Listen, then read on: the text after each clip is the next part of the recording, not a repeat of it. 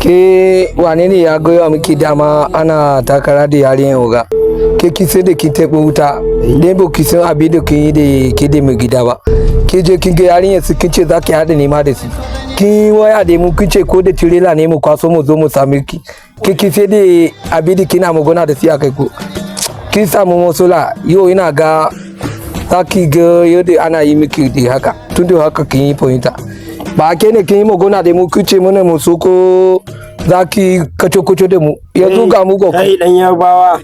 Ka bar shi kawai. Ai oga ya gan shi.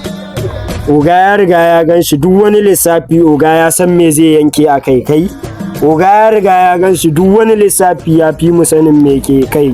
Kai ba ga yanda oga kawai ya sunkuya ba. Kai ka san tasowar shi matsala ne wurin nan. Tasowar oga matsala ne. Sosai. To kawai ka mu. Sorry oga, ma binu. Oga don Allah ka yi haƙuri oga, wallahi ban san budurwarka ba ka yi haƙuri. Kai ka san yarinyan nan jinin jikina ne, ba zan iya haƙura da yarinyan nan ba. Akan yarinyan nan zan iya yin koma me.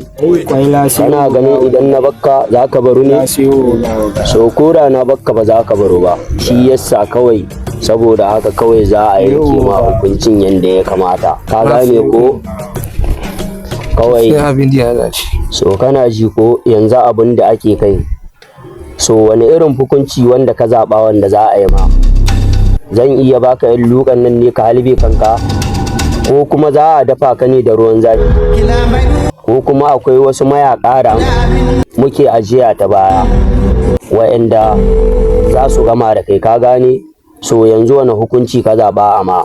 Oga a dai haƙuri. Ke sai giya kina magana wai kana magana. Oga bai san kalman ba na magana da mu kin ce mu yi so. Dan yarbawa counter. Na ga yana magana ina magana yana mai da yawu ne me yake nufi ne? Oga na magana zan slapa ka kai. Oga na magana kana magana sai yure wai. Me ka zaɓa yanzu? Oga a yi haƙuri.